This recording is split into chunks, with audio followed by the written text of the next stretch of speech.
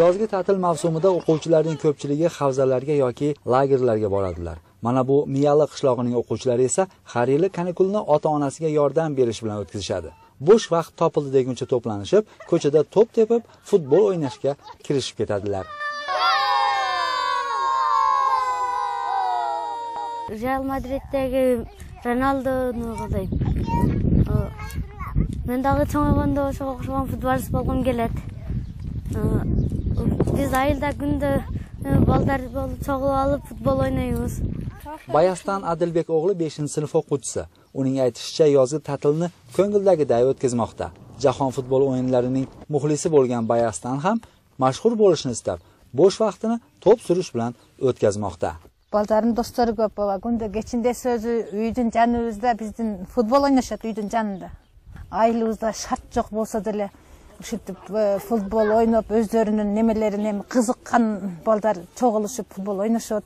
Sabaqты birinci orunga koyot, andan keyin maga jardam beret. Үй işin бүтүрүп, andan keyin futbol oynaydı.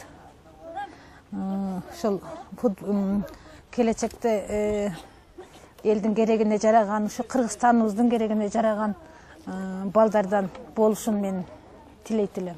Karajorga bolbosu, yedi şanı keledi. Kışta koyunu giyese, kızı keledi. Ayturg'an Ubaydullayeva 6 yoshda. Bu yili 1-sinfga borishga qizg'in tayyorgarlik ko'rmoqda. She'rlar yodlab, raqs o'rganyapti. Shu bilan birga uy yumushlariga qaralashib, buvisiga yontayoq bo'lmoqda. Umsunay Nasirova maktabda 40 yildan ziyod muallim bo'lib ishlab, hozir nafaqa nashidasini surmoqda.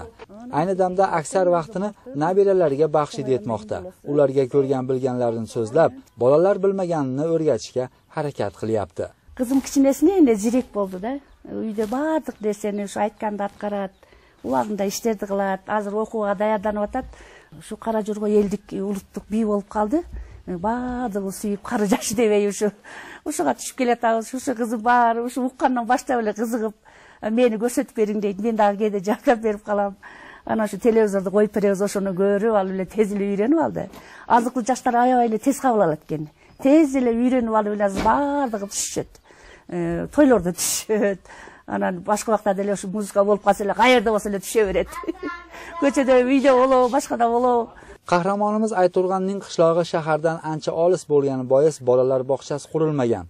Ayturg'an bog'chaga bormasa ham tengdoshlari bilan qirg'iz milliy raqsini o'zlashtirib olganini aytib, do'stlari bilan birga raqs tushib berdi.